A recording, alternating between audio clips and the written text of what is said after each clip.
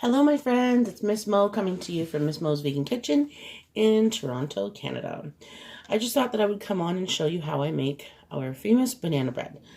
This banana bread has been passed down from Kevin's grandmother, and I have just basically veganized it and deglutened it, if that isn't even is a word.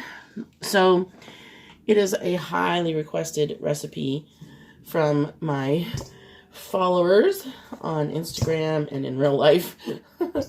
So you need 3 rotten bananas, and they are, honestly, you can, when your bananas are about this, they're going this bad, you can freeze them for future use. You can take the peel off and freeze them, or you can freeze them with the peel on, and it kind of just squashes out, which really grosses me out, so I don't do that.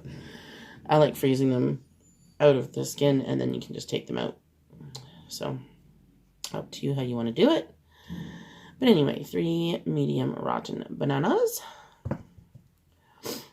And you are going to mash them up. So, I have an old-fashioned masher, potato masher. You can do it with a fork, you can do it with masher, you can do it with pastry cutter, however you want. I hope this works the way that I'm doing this. You just see how I have my contraption set up here. There. I have it, seriously, it's like 6 o'clock in the morning and the garbage truck is here.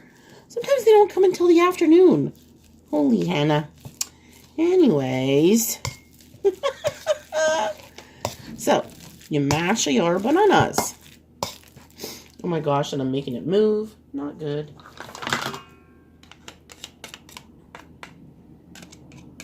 Get all the goodness out of there. You do not want to waste your stuff. No, no, no. It's a good thing I have the window closed at least, so you can't hear them that loudly.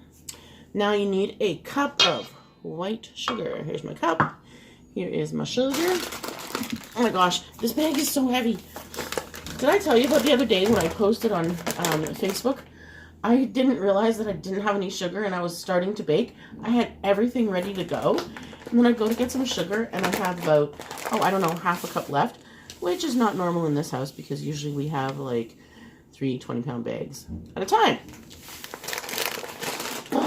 So my friend Linda came on her way to work and brought me some sugar. It was so nice. So I'm going to use my rice paddle for this. Where did I put it? Here. Only because I like that it's short and easy to maneuver.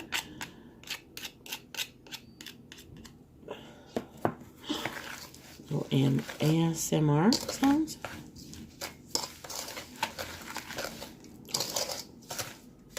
My camera is wobbly.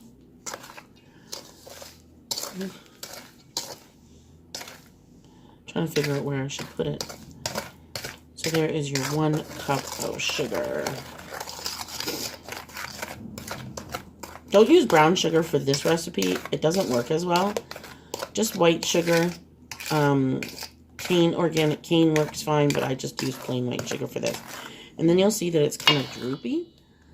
So they have blended well. Make sure that the sugar is dissolved. You don't feel any grains.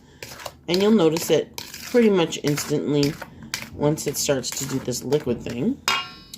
1 egg it calls for in the grandma's recipe, but since we don't do eggs, we have mixed a full cup of chia seeds because I'm about to make like, I don't know, 6 loaves of this. So I'm just doing 1 to show you. So I take a big heaping spoon of that, and then sometimes a little bit more, because that's about 1 egg in volume.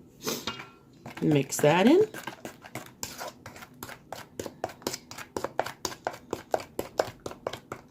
You can use whatever egg substitute you like. Applesauce works really well for this. Chia seed, flax seed, the egg replacers like by Bob's Red Mill or Energy. Oh goodness, you can do extra mashed banana if that floats your boat. Whatever the case may be. You need 1.5 cups of all-purpose flour. Today we are using Bob's Red Mill gluten-free all-purpose baking flour. We need a cup.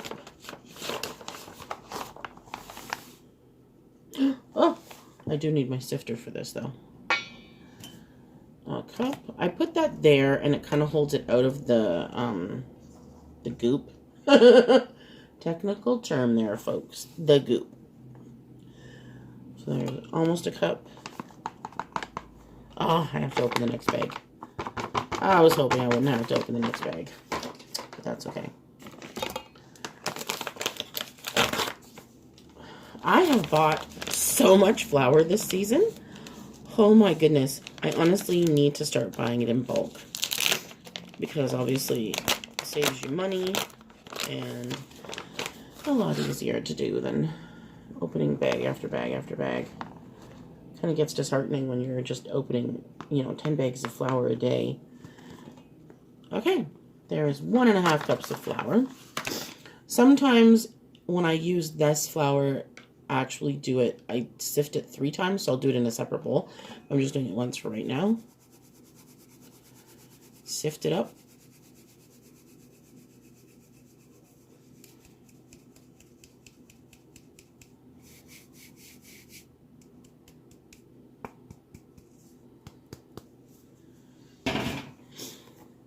And stir that in.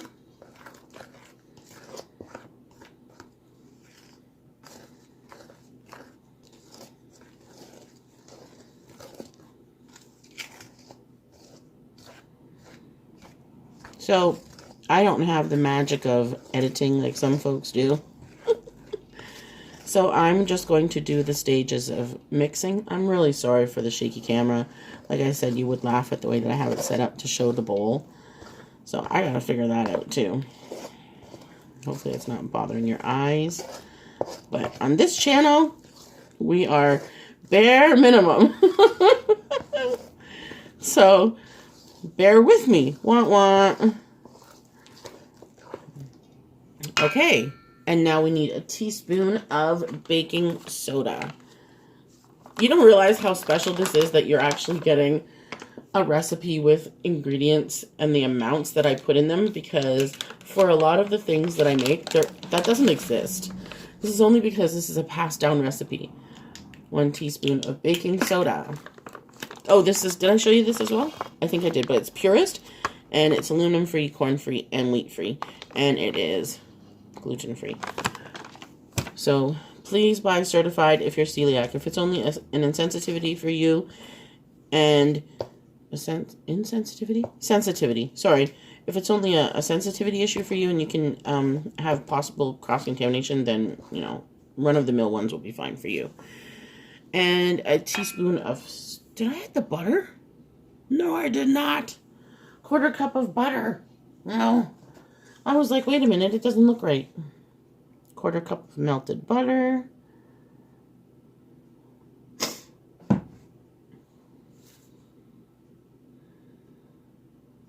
That is, by the way, vegan Basil margarine, but I just still say butter. Mix that in.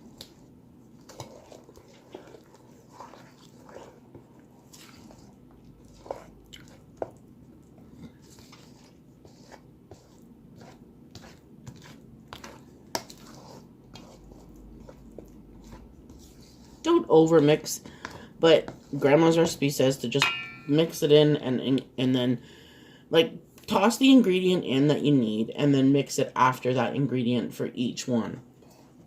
So, and then we need a little bit of salt.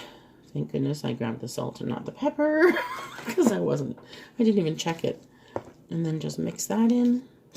And now we need some vanilla. Where did I put the vanilla? What? Did I lose my vanilla? My friends, I don't know what I did with my vanilla. Hold on a second. Oh, now I see it. I'm sorry. It's all the way over here on the counter. Ugh. So, we have our elixir vanilla. Use whatever vanilla you have available. That was supposed to be a measurement, but it's not on the recipe. So let's just say a teaspoon of vanilla. I love vanilla, and if you use good quality vanilla. You don't need a lot, and the flavor is so beautiful. So you can mess around with it. One of my viewers, yes, I have to go now and get chocolate chips because I also forgot those. So one of my viewers was saying that she used a tablespoon of chocolate instead of a teaspoon. I was like, oh no, that's fine by me. But for some people, it's too strong. Meanwhile, I would be like, oh, it's just going to mellow out overnight. She was making my crepe recipe. So, about a cup of chocolate chips. And just stir those in. We keep our chocolate chips in the freezer. Just for, I don't know, to keep them fresher. Oh. Fold that in. And that's it, my friends. Put it in your parchment paper lined loaf pan or in your muffin tin or whatever you want to do. Bake at 325 for approximately an hour. So that's for a loaf of bread, an hour. If you're doing muffins, I would go at about 30 minutes and then check with a toothpick to see if it comes out the middle with clean. And that's it. Enjoy vegan, gluten-free banana bread. Thanks for watching. I love you. Keep smiling.